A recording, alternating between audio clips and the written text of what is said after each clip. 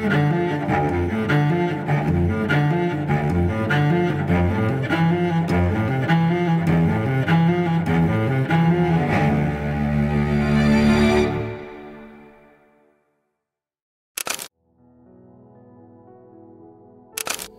Bapak Ibu sekalian, hari ini kita akan melanjutkan pembacaan kita dari Lukas pasal 10. Kita akan membaca ayat 1 sampai dengan ayat yang ke-24. Mari kita bersama-sama berdoa di hadapan Tuhan. Bapa di dalam surga, kami berterima kasih karena Engkau mengaruniakan kepada kami kemungkinan-kemungkinan untuk kami boleh membaca firman Tuhan. Kami sungguh rindu agar kehidupan kami ini boleh dibentuk berdasarkan pembacaan firman Tuhan yang benar, yang sehat. Terima kasih ya Tuhan, pimpinlah kami, terpujilah Engkau. Dalam nama Tuhan kami Yesus Kristus, kami panjatkan segala syukur dan doa kami. Amin. Kemudian daripada itu Tuhan menunjuk 70 murid yang lain, lalu mengutus mereka berdua-berdua mendahuluinya ke setiap kota dan ke tempat yang hendak dikunjunginya. Katanya kepada mereka, tuaian memang banyak tetapi pekerja sedikit. Karena itu mintalah kepada Tuhan yang mempunyai tuaian supaya ia mengirimkan pekerja-pekerja untuk tuaian itu. Pergilah, sesungguhnya aku mengutus kamu seperti anak domba ke tengah-tengah serigala. Janganlah membawa pundi-pundi atau bekal atau kasut. Janganlah memberi salam kepada siapapun selama dalam perjalanan. Kalau kamu masuki suatu rumah, katakanlah lebih dahulu, damai sejahtera bagi rumah ini. Dan jikalau di situ ada orang yang layak menerima damai sejahtera, maka salammu itu akan tinggal atasnya. Tetapi jika tidak, salammu itu akan kembali kepadamu. Tinggallah dalam rumah itu.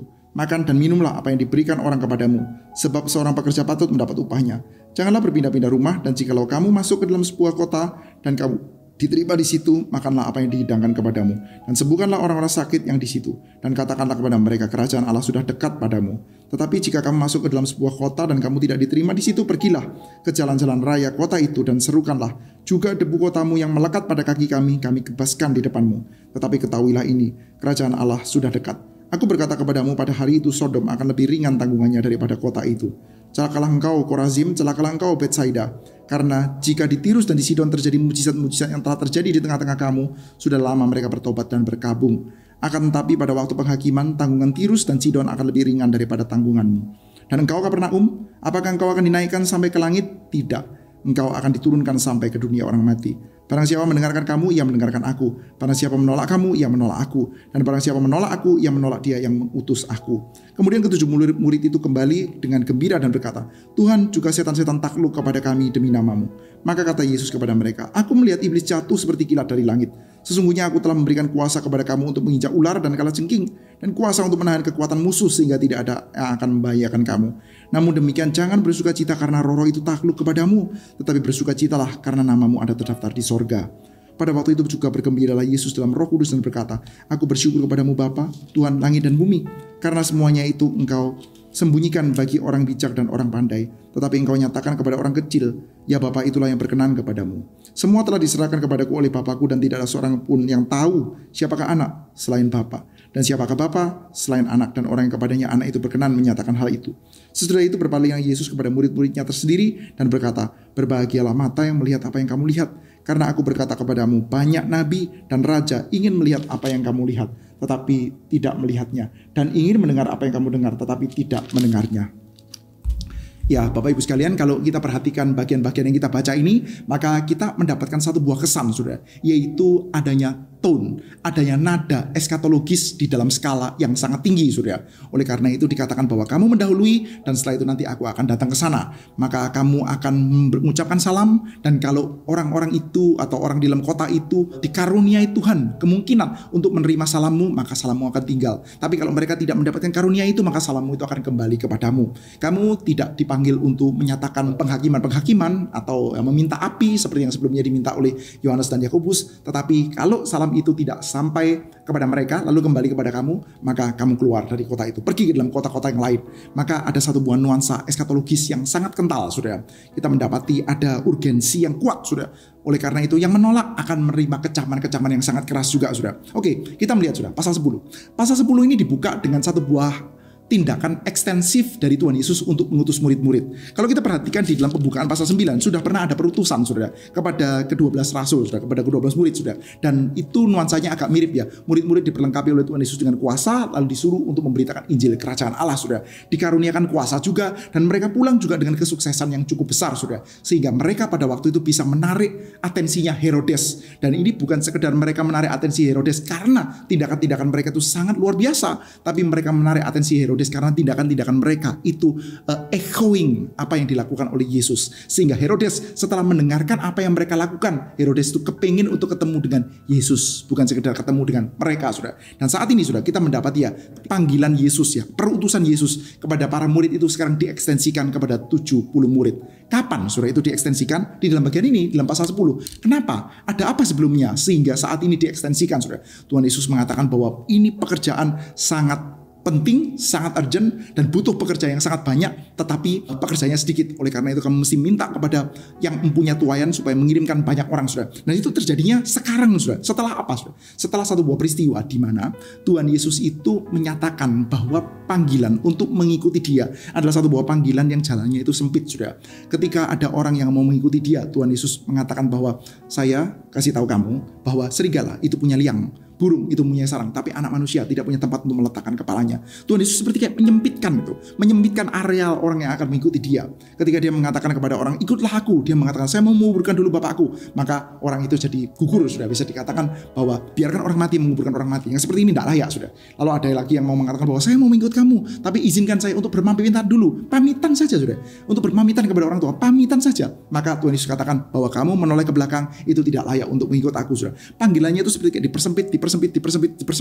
Seperti kayak yang namanya panggilan untuk menjalankan panggilan Tuhan itu eksklusif sekali, saudara. Namun dalam bagian ini kita melihat, saudara, setelah kita mengetahui, saudara, bahwa ini bukan urusan eksklusifan, bukan urusan kamu itu untuk menjadi golongan elit yang paling atas, saudara, bukan. Tetapi, saudara, setelah kita tahu adanya demand, adanya tuntutan untuk panggilan mengikuti Tuhan dengan sungguh-sungguh, saudara, setelah pengetahuan itu jelas ya, bahwa kita akan setting our face ya, seperti Yesus ya, menaruh pandangannya ke arah Yerusalem secara spiritual, menggenapkan kehendak Bapa dengan segala kesungguhan, termasuk di dalamnya itu penolakan dan penderitaan dan bahkan kematian. Maka panggilan yang sempit itu sekarang diperluas kepada banyak orang, saudara, dengan syarat mereka mengerti hal itu semua, saudara. Dan Tuhan Yesus memberikan satu buah ucapan yang tidak main-main ya. Saya utus kamu seperti domba-domba di tengah serigala. Nah, saudara, kalau ada kumpulan domba, ada serigala satu, itu membahayakan bagi domba-domba itu. Tapi kalau ada domba di tengah-tengah kumpulan serigala, wah, itu celaka besar, saudara. Tetapi itulah perutusan, saudara. Bagi mereka yang siap ya untuk tidak punya tempat untuk meletakkan kepalanya, bagi mereka yang siap untuk memprioritaskan Yesus, memprioritaskan panggilan ini lebih daripada segala sesuatu yang baik, yang berharga, maka mereka akan menjalankan utusan seperti ini dengan kekuatan yang dikasih oleh Tuhan, saudara. Maka Tuhan Yesus memberikan pada mereka kuasa. Maka kamu dipanggil untuk mengusir setan-setan, untuk memberikan kesembuhan. Pendek kata, sudah memberikan berita bahwa kerajaan surga itu sudah datang. Satu buah kerajaan yang tidak dikuasai oleh dosa, tidak dikuasai oleh kegelapan, tidak dikuasai oleh sakit penyakit, tidak dikuasai oleh setan, kekacauan, sudah. Maka mereka dipanggil untuk memberitakan berita itu, sudah. Dan bagi mereka yang menolak, sudah, ada satu buah kabar yang sangat-sangat buruk, sudah. Maka Tuhan Yesus memberikan satu buah berita celaka ya kepada Korazim, kepada Betsaida, kepada Kapernaum, daerah di sekitar wilayah Galilea, sudah. Kita bisa asumsikan, sudah, Yesus itu tumbuh dan besar di wilayah-wilayah tersebut, sudah. Kita bisa assume bahwa meskipun tidak ada catatannya dalam Injil Lukas ya, bahwa Yesus sudah melakukan pelayanan-pelayanan di sana, dan tampaknya pelayanan-pelayanan di sana adalah satu buah pelayanan yang sangat banyak, sehingga mereka itu dibandingkan dengan Tirus dan Sidon. Bayangkan, sudah, dibandingkan dengan Tirus dan Sidon, wilayahnya orang-orang kafir, wilayahnya orang Gentiles. Kalau di Tirus dan Sidon itu terjadi seperti yang kamu lihat di sini, mereka udah bertobat. Maka sekarang tanggungan mereka nanti akan jauh lebih ringan daripada tanggungan kalian yang sudah melihat pekerjaan Tuhan yang besar-besar itu, tetapi kamu tidak bisa tergerak, saudara. Saudara, ini adalah satu buah panggilan bagi saudara dan saya juga, saudara ya. Saya kira, saudara yang pernah ikut pelayanan ke pedesaan, pelayanan masuk ke dalam daerah-daerah yang agak terpencil, saudara. Mungkin saudara di dalam gereja GRII, saudara, agak terbiasa dengan pelayanan KKR regional masuk ke dalam daerah-daerah terpencil, saudara. Kadang-kadang ya kita itu bisa sambil diskusi ya di meja makan kita, atau kita diskusi di gereja sambil ngomong dengan pengurus dan lain sebagainya. Kita mengatakan bahwa kita harus bawa Injil kepada mereka, which is good, saudara. Lalu kita mengatakan mereka itu sangat kasihan tuh. Mereka itu punya cerita firman Tuhan itu sangat sedikit. Banyak di antara mereka yang tidak punya Alkitab. Banyak di antara pendeta-pendeta gerejanya itu bahkan tidak memiliki akses terhadap buku-buku yang cukup, sehingga pelajaran di dalam gerejanya juga tidak terlalu oke, apalagi guru sekolah minggunya yang ngajari anak-anak sekolah minggunya. Jadi bisa ada penatua-penatua gereja yang bahkan tidak tahu tokoh-tokoh Alkitab, jangan yang tak terlalu terkenal ya, yang terkenal sekalipun. Bisa ada penatua gereja yang tidak kenal tuh Ayub tuh siapa. Bisa ada penatua gereja yang bingung tuh, jumbuh itu antara Nuh sama Abraham misalkan ya. Bisa jumbuh itu. Itu padahal penatua-penatua gereja. Lalu kita katakan aduh kasihan sekali ya. Lalu pendeta-pendetanya pun sudah pada waktu siang hari sepanjang hari harus ke ladang sudah. Lalu hari Minggu mereka pasti berkhotbah. Kita berpikir baik-baik sudah. Ini pendeta seperti ini untuk memberikan penghidupan bagi dirinya sendiri. Mereka mesti ke ladang. Lalu bagaimana mereka mempersiapkan khotbah? Bagaimana mereka membaca komentari? Aduh kasihan sekali ya mereka itu sudah. Lalu kita katakan mereka kasihan karena mereka punya pengetahuan yang serba sedikit, punya pengetahuan serba terbatas, lalu keadaan sangat terbatas. Oleh karena itu, mari kita memberitakan Injil ke mereka. Mari kita itu melayani ke dalam daerah-daerah pedalaman itu sudah. Itu bagus ya, satu buah sikap yang bagus. Tetapi sudah di sisi yang sebaliknya sudah. Mari kita bertanya kepada diri kita sendiri. Kita yang sudah melihat banyak hal. Saudara sudah banyak mendengarkan firman Tuhan yang bagus. Saudara ini paling tidak saudara bisa mengikuti pembacaan Alkitab online ini. Anda mengerti yang namanya online. Anda bisa download khotbah-khotbah yang bagus dari YouTube saudara. Anda bisa dapat tuh khotbah-khotbah dari dalam ataupun dari luar negeri. Anda bisa pilih pengkhotbah yang bagus-bagus. Anda bisa mengikuti course ya atau pelajaran-pelajaran online. Anda bisa akses itu ya, aplikasi-aplikasi yang bisa membantu kerohanian kita. Anda bisa download misalkan morning and evening. Anda bisa beli buku Voices from the Past ya, bahan saat teduh dari orang Puritan sudah. Sangat banyak akses yang kita bisa dapatkan sudah. Lalu Anda juga ikut pelayanan-pelayanan yang sangat luar biasa sudah. Sekarang pertanyaannya sudah, ketika kita sudah melihat itu semua, kira-kira apa yang terjadi dalam kehidupan kita sudah? Bagaimana kerohanian kita itu makin lama makin baik? Bagaimana kita makin mencintai Tuhan? Bagaimana kita makin mencintai gereja? Bagaimana kita makin mencintai pelayanan? Atau jangan-jangan saudara, itu hanya membuat kepala kita ditumpuk dengan pengetahuan yang makin banyak. Mungkin juga tidak banyak-banyak banget sih saudara. Tapi ya makin banyak, paling tidak lebih banyak daripada orang di pedalaman itu saudara. Saudara coba bayangkan ya, andai Tuhan Yesus datang, kira-kira dia ngomong apa saudara? Jangan-jangan saudara, Tuhan Yesus mengatakan, kalau ya mereka di dalam pedesaan itu lihat seperti yang kamu lihat, maka mereka akan melayani jauh lebih besar daripada seperti kita ini sudah saat ini sudah. Wah, itu satu hal yang menakutkan sudah. Tuhan Yesus berkata, celakalah kamu Korazim, celakalah Betsaida, Kapernaum. Kamu pikir kamu akan diangkat ke dalam tempat yang tinggi? Tidak, Kapernaum, kamu akan dijatuhkan. Karena apa? Karena kamu sudah melihat begitu banyak pekerjaan Tuhan, tetapi kamu tidak tergerak. Tirus sama Sidon kalau melihat apa yang kamu lihat, mereka akan bertobat tuh. Maka ini pertanyaan bagi kita saudara yang ada tinggal dalam daerah yang perkotaan, kita tinggal dengan akses untuk ke gereja, untuk pelayanan, untuk mengerti bagian-bagian firman Tuhan, untuk aksesnya itu dibuka lebar-lebar saudara. Gereja itu kadang-kadang menyediakan PA yang bagus-bagus saudara, tetapi ya itu saudara, kita itu menolak untuk semakin diperlengkapi, untuk semakin melayani Tuhan saudara. Nah itu ada satu buah panggilan saudara. Memang berbeda ya saudara, tetapi kalau kita menghayati secara spiritual seperti itu saudara. Maka saudara, selanjutnya 70 murid itu kembali dengan gembira dan berkata, Tuhan, juga setan-setan takluk kepada kami demi namamu. Lalu kata Yesus kepada mereka, aku melihat iblis jatuh seperti kilat dari langit, sudah. Memang Yesus Kristus datang dengan membawa berita datangnya kerajaan sorga. Itu artinya kekuasaan setan sedang dilimitasi, sedang diinjak, sedang dikalahkan. Maka dikatakan bahwa iblis, Tuhan Yesus mengatakan, saya melihat iblis jatuh seperti kilat, saudara. Maka kalau ada setan-setan takluk demi nama Tuhan Yesus, tidak usah terlalu heran, nggak usah terlalu overjoy, biasa saja. Boleh kita bersuka cita? Boleh, tetapi itu biasa, saudara. Saudara, kalau kita itu pergi memberitakan Injil, kita melayani Tuhan, lalu orang yang kita layani itu mereka bertobat, mereka itu menyerahkan hidupnya kepada Tuhan, kita boleh bersuka cita, tetapi sudah, apa yang kita lihat itu sebetulnya adalah satu buah gejala saja dari satu buah realitas yang jauh lebih besar, yaitu iblis sedang jatuh. Itu realitas utamanya, iblis sedang jatuh, kerajaan surga sedang datang. Oleh karena itu tidak heran ketika berita tentang Yesus Kristus diberitakan, orang itu bisa menerima, iblis itu dikalahkan. Maka setan-setan pun tunduk di dalam namanya Tuhan Yesus. Gak usah terlalu heran, gak usah taruh sukacitamu kepada gejala seperti itu, tetapi taruhlah sukacitamu ke dalam tempat yang berbeda, yaitu apa? Yaitu bahwa kita berbagian. Kita berbagian di dalam cerita datangnya kerajaan sorga ini. Berbahagialah karena namamu tercatat di dalam kerajaan sorga. Nah, ini bukan terutama sudah. Tiba-tiba saja ngomongin tentang soteriologi ya.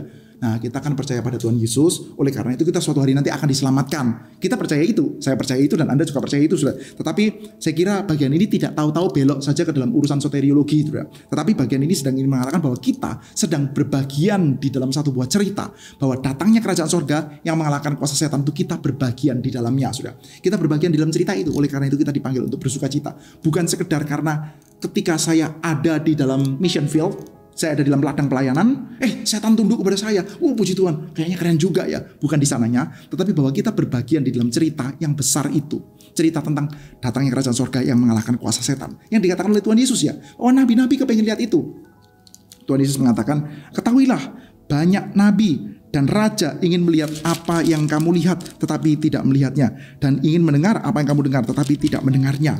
Nah, itu kita mesti bersuka cita, saudara. Apa yang terjadi di dalam eranya Yesus Kristus, saudara, dan kita berbagian di dalamnya, yaitu bahwa kerajaan surga datang, itu ingin sekali dilihat oleh para nabi.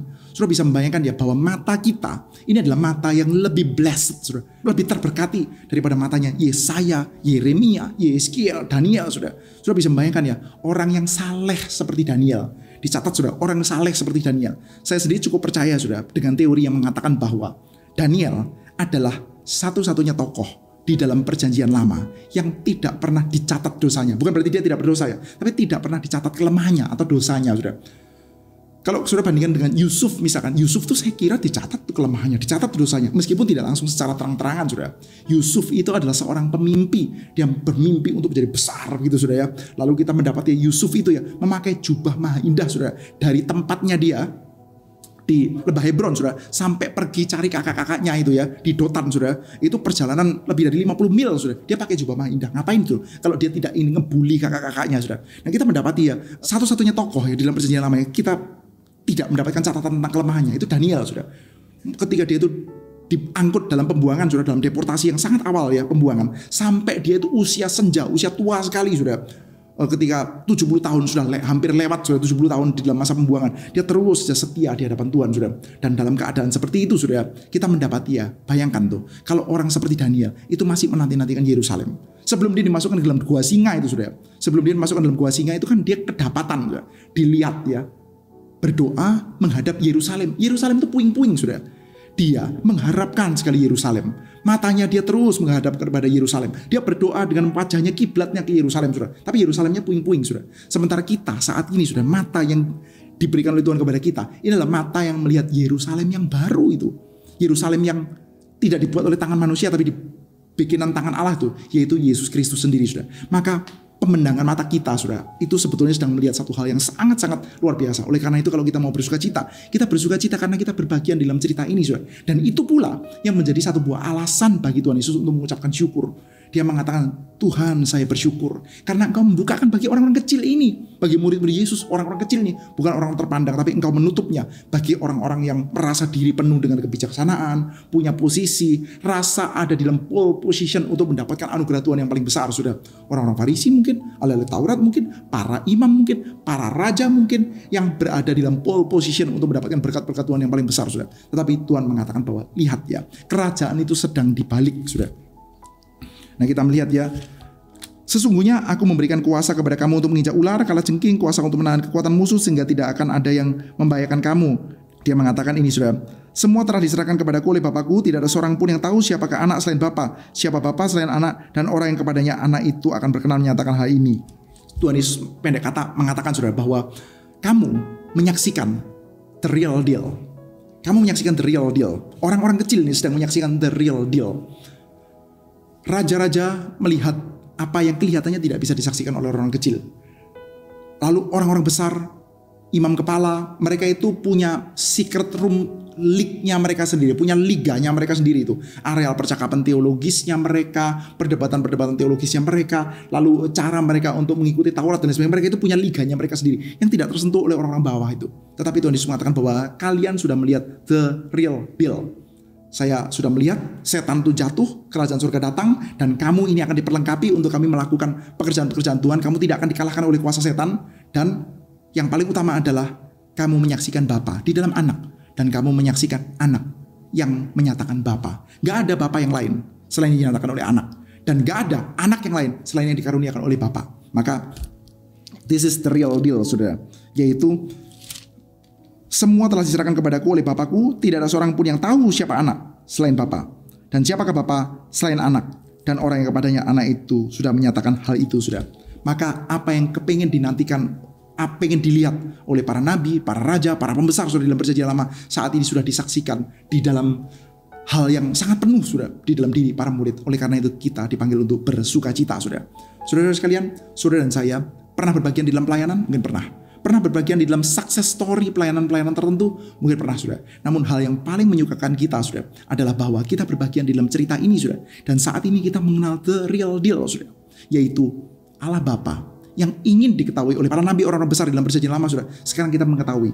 Karena Bapa yang sejati adalah yang dinyatakan di dalam Sang Anak, saudara. Dan anak yang kita kenal itu adalah anak yang dikaruniakan oleh Bapa kepada kita. Itu yang kiranya menjadi satu buah sukacita kita. Hari ini saya mengajak kita untuk berdoa, mengucap syukur, saudara, bahwa kita saat ini sudah diizinkan oleh Tuhan untuk mengenal Bapa di dalam Anak. Dalam satu buah kepercayaan bahwa tidak ada Bapa yang lain, tidak ada Allah yang lain selain daripada Yesus Kristus yang dinyatakan oleh Yesus Kristus yang telah dikaruniakan kepada kita, saudara. Maka itu adalah the real deal, itu adalah satu buah sukacita kita yang paling utama, saudara. Kita boleh bersukacitakan hal lain, boleh, tapi sukacita kita yang paling utama adalah kita berbagian di dalam cerita kerajaan sorga yang datang di dalam Yesus Kristus yang menyatakan Allah yang sejati. Baik rekan-rekan sekalian, kita bertemu kembali di dalam Terang Bagi Jalanku episode selanjutnya. Tuhan berkati setiap kita. Puji Tuhan.